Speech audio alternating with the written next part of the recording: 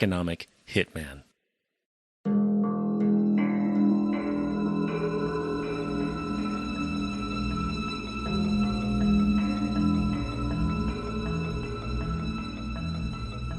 We economic hitmen really have been the ones responsible for creating this first truly global empire. And we work many different ways.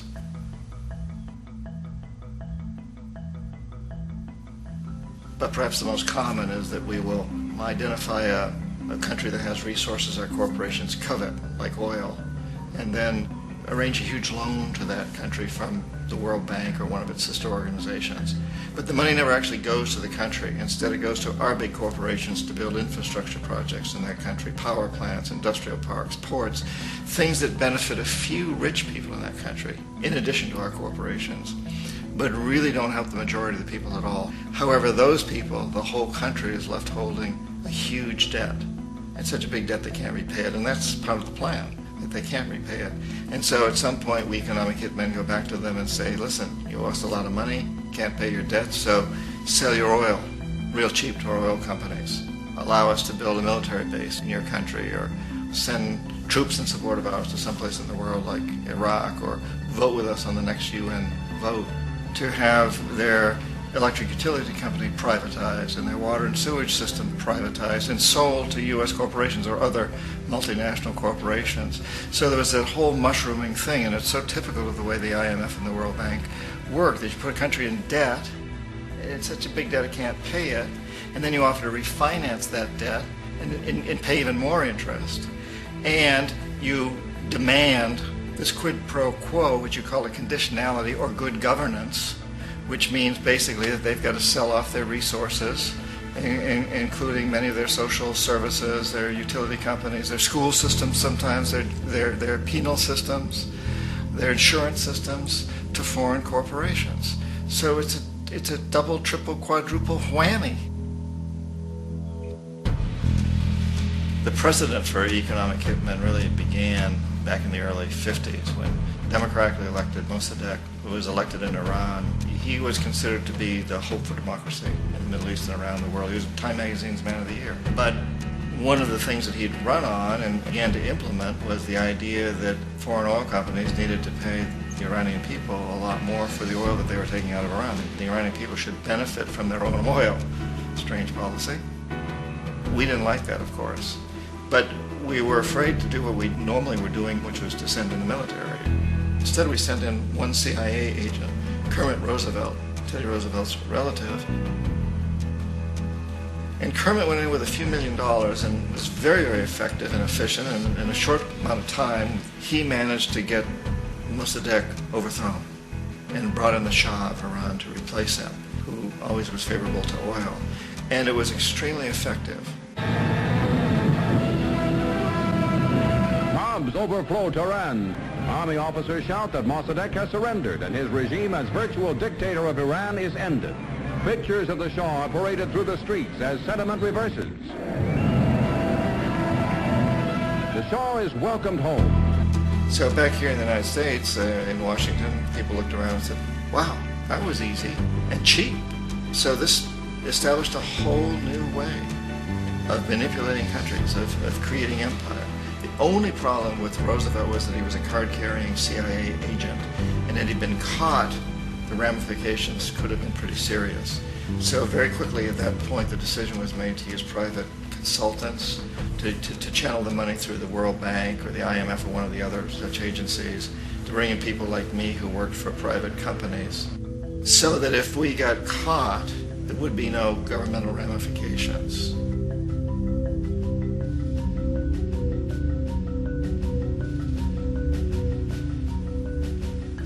When Arbenz became president of Guatemala, the country was very much under the thumbs of United Fruit Company, the big international corporations. And Arbenz ran on this ticket that says, you know, we want to get the land back to the people. And once he took power, he was implementing policies that would do exactly that, give land rights back to the people. United Fruit didn't like that very much. And so they hired a public relations firm, launched a huge campaign in the United States to convince the United States people, the citizens of the United States, and the press of the United States, and the Congress of the United States, that Arbenz was a Soviet puppet, and that if we allowed him to stay in power, the Soviets would have a foothold in this hemisphere, and that at that point in time was a huge fear on everybody's mind, the Red Terror, the Communist terror. And so, to make a long story short, out of this public relations campaign came a commitment on the part of the CIA and the military to take this man out. And in fact, we did. We sent in planes, we sent in soldiers, we sent in jackals, we sent everything in to take him out, and did take him out. And as soon as he was removed from office, the new guy that took over after him basically reinstated everything to the big international corporations, including United Fruit.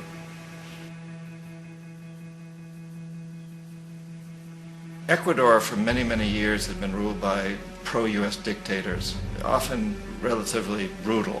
Then it was decided that they were going to have a truly democratic election. Jaime Roldos ran for office, and his main goal, he said, as president would be to make sure that Ecuador's resources were used to help the people.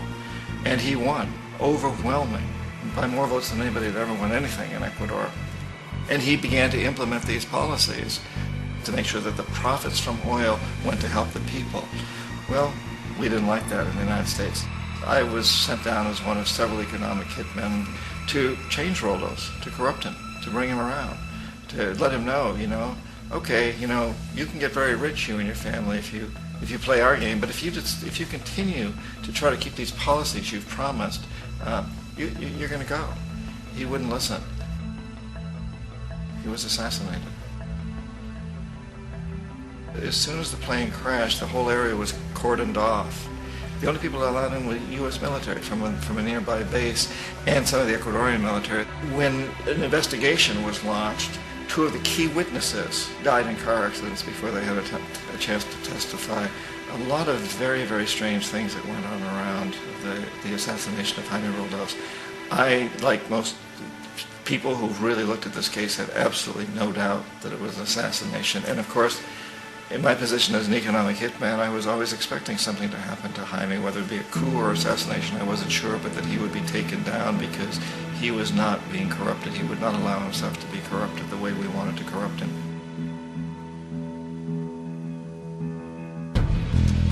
Omar Torrijos, president of Panama, was, one of my favorite people. I really, really liked him. He was very charismatic. He was a guy who really wanted to help his country. And when I tried to bribe him or corrupt him, he said, look, John, he called me Juanito. He said, look, Juanito, I don't need the money.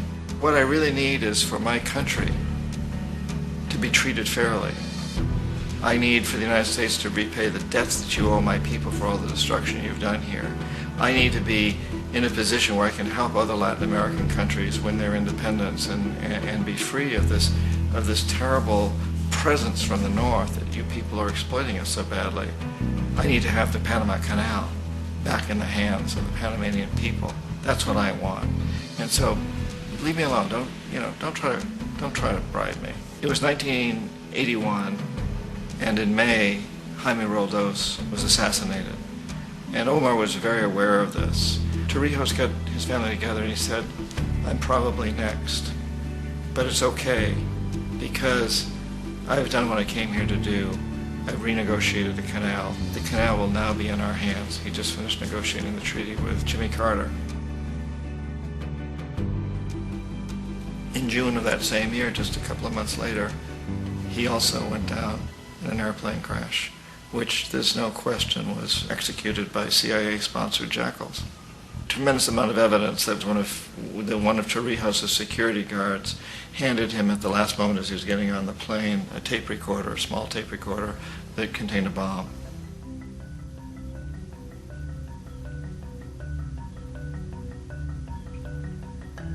It is interesting to me how this system has continued pretty much the same way for years and years and years, except the economic hitmen have got better and better and better.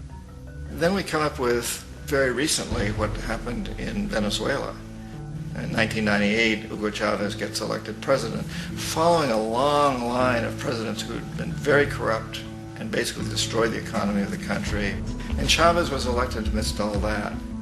Chavez stood up to the United States, and he's done it primarily demanding that Venezuelan oil be used to help the Venezuelan people.